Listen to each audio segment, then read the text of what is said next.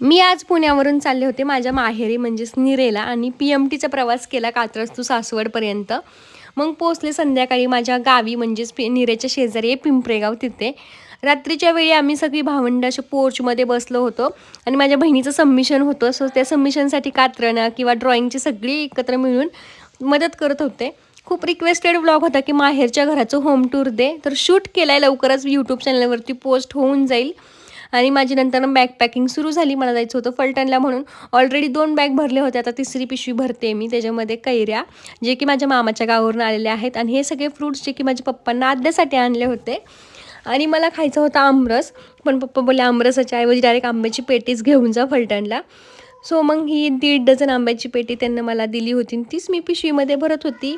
पण शेवटी माझी पिशवीच फाटली. सो माझा मूडच गेला सगळं पॅकिंग करण्याचा. तर तुम्ही खाल्ला का नाही या सीझनचा आंबा अजून, ते कमेंटमध्ये नक्की सांगा. आणि खाल्ला असेल